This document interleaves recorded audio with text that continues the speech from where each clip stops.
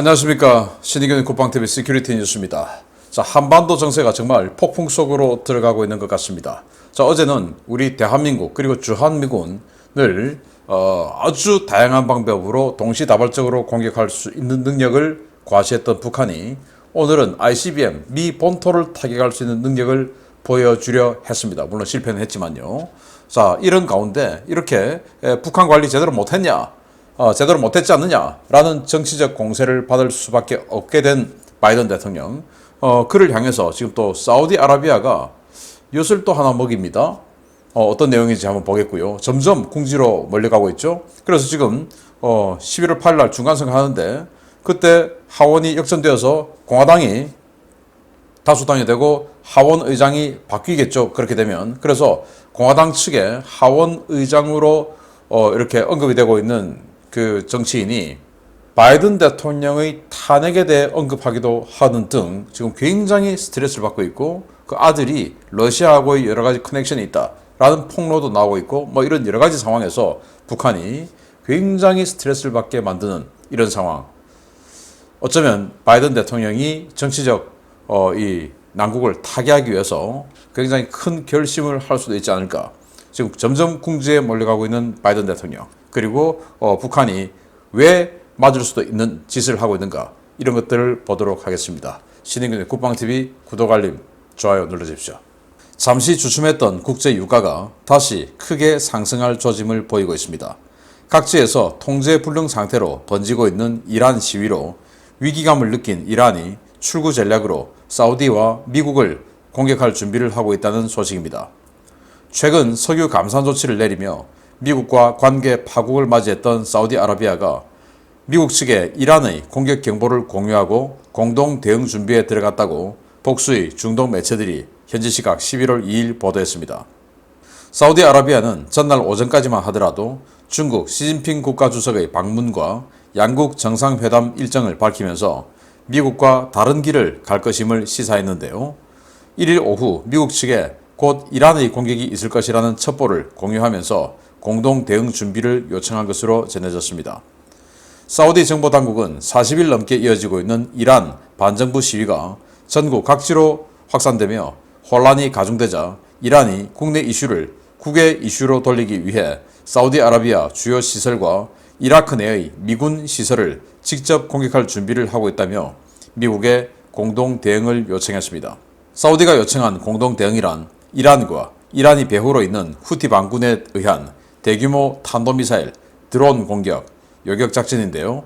사우디의 요청을 받은 백악관은 미국과 동맹의 이익을 지키기 위해 행동하는 것을 주저하지 않을 것이다 라는 원론적인 입장을 밝혔지만, 영내 군사력 부족으로 실제 대응은 불가능하다는 것이 중동 오신트 소식통들의 공통된 평가입니다.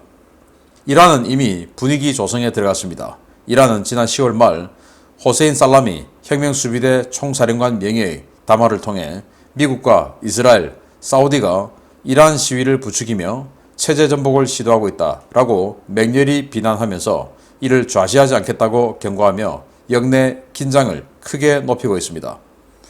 지난해 8월 사우디 배치 미사일 방어 전력 대부분을 빼낸 미국은 사우디와 이라크 지역에 이란의 탄도미사일 공격이 실시되더라도 이를 막을 전력도 대응 타격에 나설 전력도 충분하지 않은 상황인데요. 현재 미군의 가용 전력 대부분은 동유럽 지역에 전개되어 있어 이란이 돌발 행동에 나서더라도 즉각 대응은 어려운 상황입니다. 이란의 이 같은 움직임은 반정부 시위에 쏠린 국민들의 시선을 국외로 돌리려는 의도와 함께 중간 선거 직전 바이든 행정부의 중동 정책 실패를 부각시키려는 전략적 노림수도 있는 것으로 보이는데요. 당분간 중동 정세 상당히 혼란한 상황에 빠지게 될 것 같습니다. 자, 이 이란에서 그 여성이 좀 안타깝게 죽은 그 일로 인해서 지금 전국 각지에서 40일 동안 시위를 하고 있어요. 그래서 이란의 레짐 체인지가 되진 않을까라고 이란 정부가 위기를 느낄 정도로 굉장히 심각한 상황으로 번져가고 있는데, 자, 이걸 이제 외부와의 충돌로 관심을 돌리고 또 그 외부와의 충돌이 격화되면 계엄령을 선포할 수 있죠. 뭐 그런 쪽으로 한다. 자, 그래서 이 이란 측의 주장은, 자, 이렇게 시위 일어나는 거 이거 미국, 이스라엘, 사우디가 뒤에서 조직적으로 조장해서 지금 하고 있는 시위다라고 분위기를 몰아가면서 그러면 미국, 이스라엘, 사우디 응징해야지 라는 거죠. 그럼 미국은 어딨냐? 지금 이라크에 미군 기지 아르빌하고 뭐 이런 곳에 미군 기지 있죠. 거기 또 때리고 그리고 사우디아라비아 때리고 뭐 하겠다라는 건데 그렇게 할 거니까 같이 공동 대응하자라고 사우디가 요청했다는 겁니다. 상해애들 이 정보 분석에 따르면 그러니까 미국 야 우리 공동 대응해 라고 한다라는 것인데 자 그러면 바이든 대통령하고 빈 살만 왕세자하고 사이가 너무나 틀어져서 야 니들하고 안 봐. 니들 말 안 들어 석유 더 감산할 거야. 자 힘들어봐. 라고 빈 살만 왕세자가 했는데 그리고 시진핑 3연임 확정 직후에 자 시진핑 주석하고 정상회담 할 거야. 라고 했죠. 그래서 우리는 이제 중국하고도 친하게 지낼 수 있거든. 미국 니들 맛 좀 봐라. 감히 나에게 이렇게 된 거 아니겠습니까? 자 이런 상황에서 그 전날 시진핑하고 이렇게 관계 개선해서 정상회담 할 거야. 라고 했는데 그 다음날 미국에게 공동대응하자. 라고 하면 일견에는 사우디가 양다리 걸치고 여기 좌고우면하다가 지금 큰일 났구나 라고 생각할 수 있는데 그게 아니라 바이든에게 더 이건 엿을 먹이는 거다. 왜냐? 공동대응 하자라고 하면 공동대응 안 할 수가 없죠. 왜냐? 이라크에 미군이 있으니까. 그러면 뭔가 대응을 해야 되는데 이 중동에 지금 대응할 수 있는 전력이 있냐? 또 중동에 대응할 수 있는 전력을 투사할 수 있는 그런 여력은 있냐? 없는 거죠. 지금 바레인에 있는 오함대, 이 군함들, 전투함들 대부분 다 퇴역시키고, 이 지역에는 전투함 2척밖에 없는 이런 상황. 그리고 여기 있던 패트리어트 미사일, 사드, 이런 거 전부 다 그냥 본토로 다 가져가 버렸죠. 그래서 막아낼 수 있는 요격 미사일도 없고, 그리고 그 요격 미사일들 지금 동유럽으로 다 보내고 있는 상황이고, 자, 이런 상황이기 때문에 사우디의 주장대로 탄도미사일을 대량으로 쏘면 미국은 그 탄도미사일 막아낼 능력도 없고, 그리고 그것을 응징할 수 있는 여력도 없죠. 왜냐? 항공모함도 지금 거기 없어요. 강습 상륙함도 한 척 없어요. 이지스함도 거의 없어요. 전투함이라고는 지금 오함대에 2척밖에 없습니다. 이거 가지고 뭐 하겠냐라는 겁니다.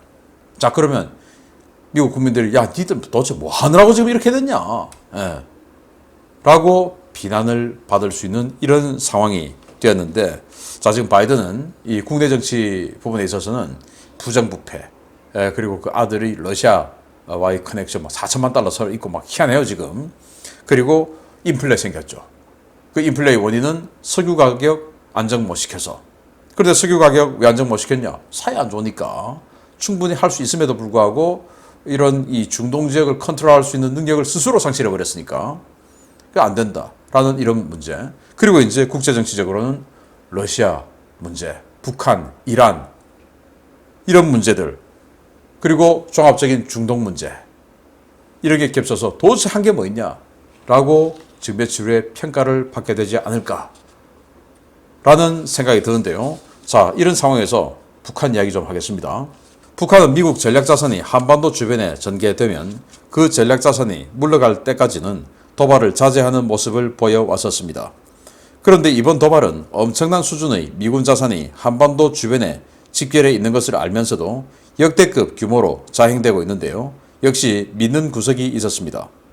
11월 2일 하루에만 최소 1,000억 원대 미사일과 포탄을 허공에 날리며 역대 최대 규모의 무력 시위에 나섰던 북한에 엄청난 양의 지원 물자가 공급되고 있으며 이 물자들은 중국에서 공급되고 있는 정황이 식별되었습니다. 국가 간 운항 선박을 대상으로 선박 안전 검사를 실시해 고시하는 아태지역 항만국 통제위원회는 최근 북한과 중국 사이의 선박 운항이 크게 증가했으며 중국은 북한 선박에 대한 의무 안전 검사를 단 한 건도 실시하지 않고 운항을 보장하고 있다고 11월 2일 밝혔습니다. 중국은 유엔 안전보장이사회의 대북 제재가 본격화된 2017년 이전의 마지막 안전검사 시점인 16년에 중국과 북한을 오가는 화물선 275척에 대해 안전검사를 실시했는데요. 이 숫자는 2019년 51척, 2020년 13척으로 급락하더니 올해는 공식, 비공식 선박 운항이 기하급수적으로 늘고 있음에도 불구하고 단 한 척의 안전검사도 실시하지 않은 것으로 확인되었습니다.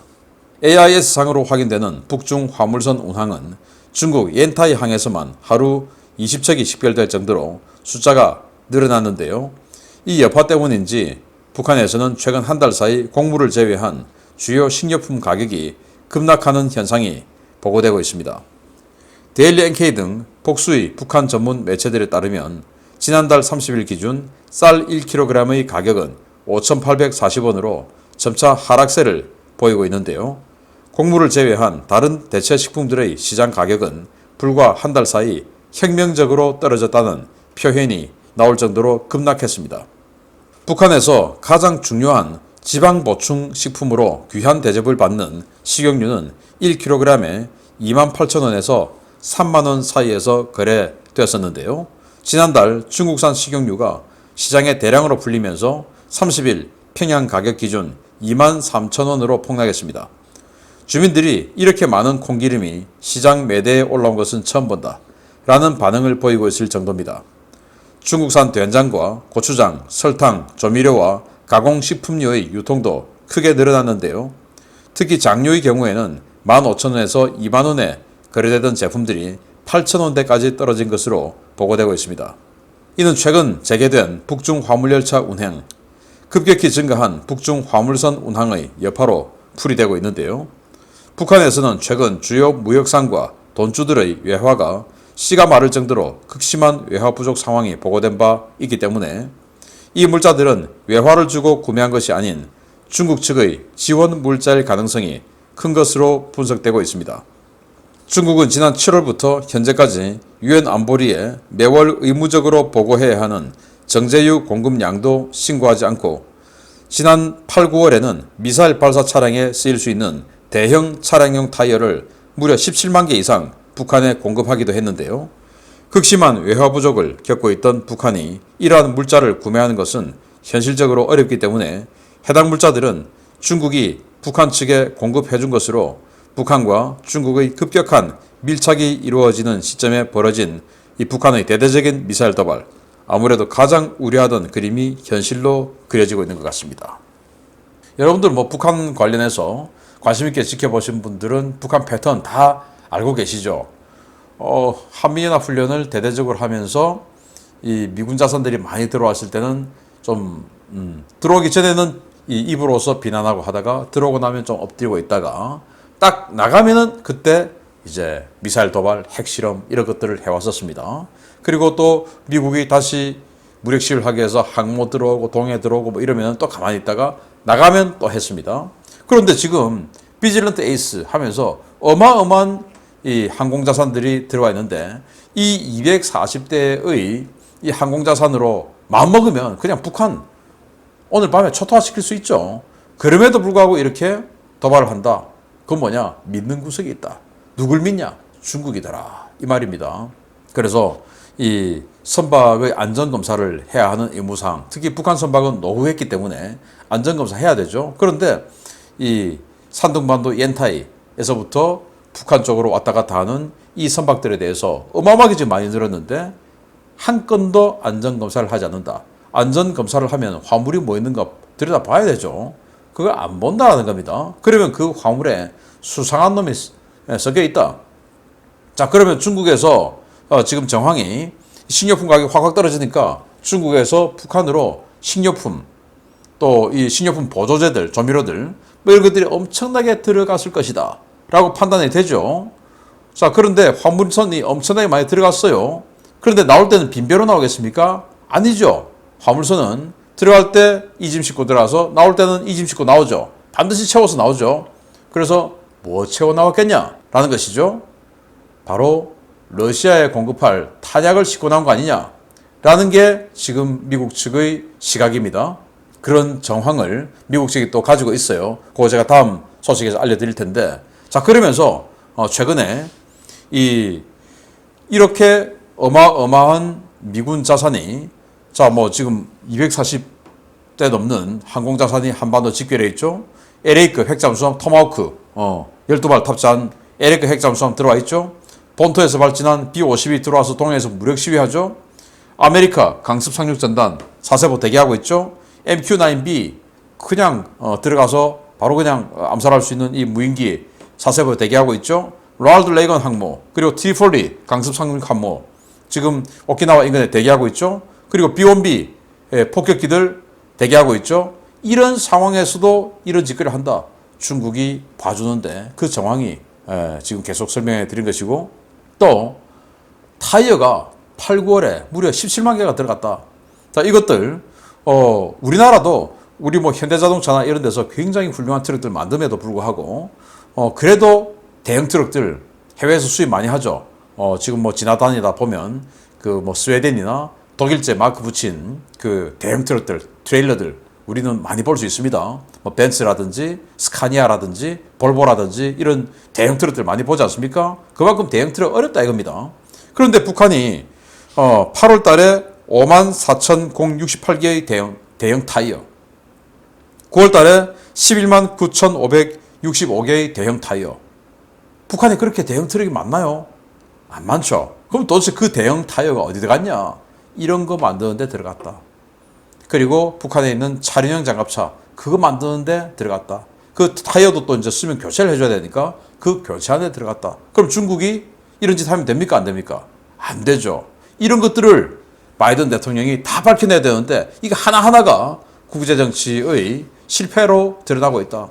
자, 그러다 보니까 다음 소식인데, 자, 북한 이들이 지금 러시아에 탄약을 줘 가만두지 않아. 이제 북한에 화살을 돌리는 미국입니다. 이러다가 북한 정말 어느 날 갑자기 선거 직전에 바이든 대통령 완전히 위기감 느끼고 안 되겠다 해서 정말 밤에 자다가 뺨 거하게 맞을 수 있을 것 같은데 어떤 분위기인지 보겠습니다.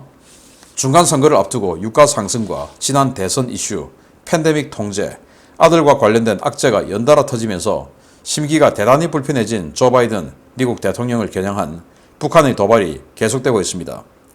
이번에는 장거리 미사일을 쏘고 러시아에 대량의 탄약을 공급하는 등 그야말로 맞을 짓만 골라 하는 북한에게 백악관이 경고 메시지를 내놓았습니다. 미국은 북한이 우크라이나를 침공한 러시아에 상당한 양의 탄약을 은밀하게 제공하고 있다는 정보를 받고 있으며 이에 대해 책임을 물을 것이라고 존 커비 백악관 전략소통조정관이 현지 시각 11월 2일 밝혔습니다.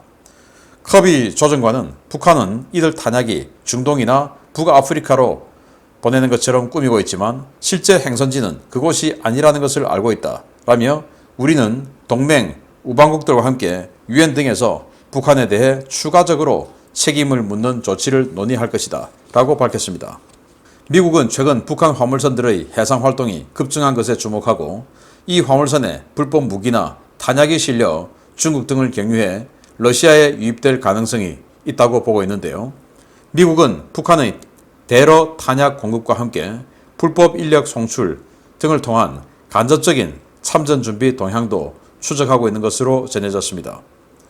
북한은 미국이 불편한 심기를 갖고 지켜보는 가운데 11월 2일 대량의 미사일 도발을 실시하는가 하면 3일 오전에는 화성 17형으로 추정되는 대륙간 탄도미사일 한 발과 북한판 이스칸데르로 추정되는 단거리 전술 탄도미사일 2발을 동쪽으로 발사했는데요.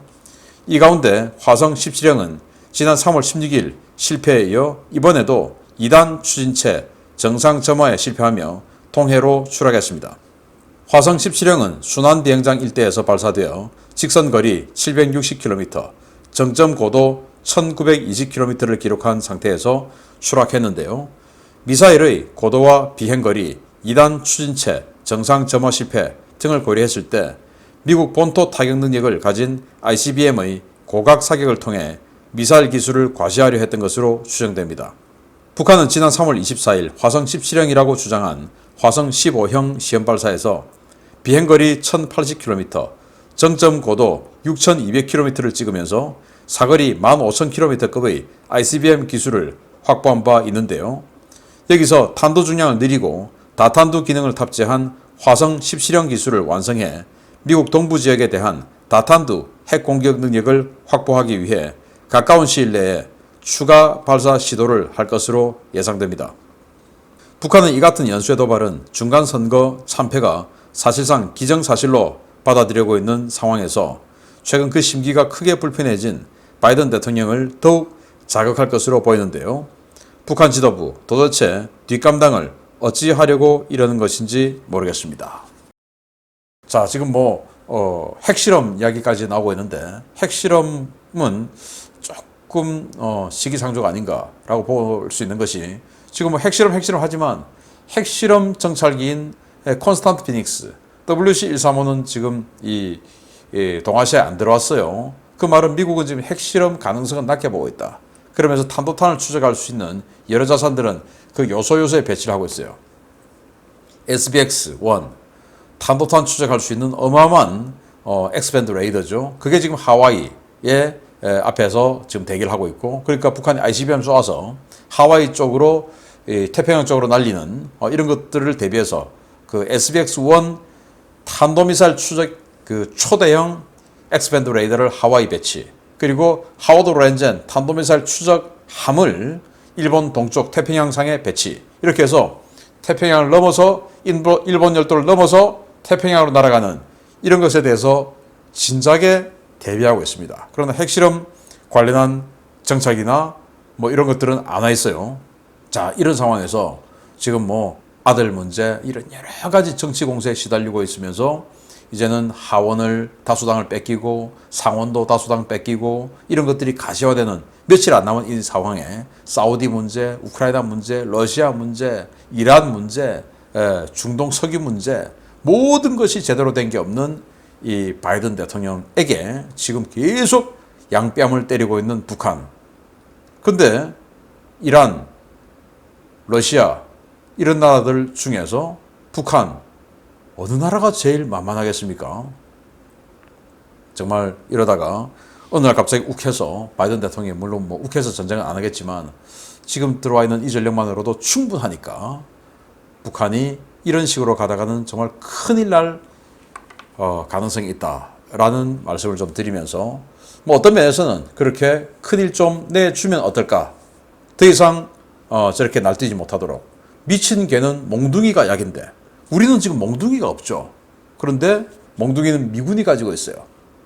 그래서 그 미친 개에게 몽둥이를 들고 정말 어마어마하게 강력한 몽둥이질을 할 수 있는 그게 바로 이제 선제 타격이고 한데 지금 제가 그 북한에 대한 선제 타격 이렇게 해서 지금 응징하는 이런 도발에 대해서 응징하는 그 시나리오 그건 도대체 어떻게 될까? 전면전이 아닌 상태에서 북한을 초토화시키고 완전히 그냥 뜨거운 맛을 보여주는 그 시나리오는 어떻게 진행될까? 그걸 제가 주말에 여러분들과 분석해서 여러분들께 알려드리는 시간을 또 따로 한번 가져보도록 하겠습니다. 자, 일요일 데일리 디펜스로 만들어 보겠습니다.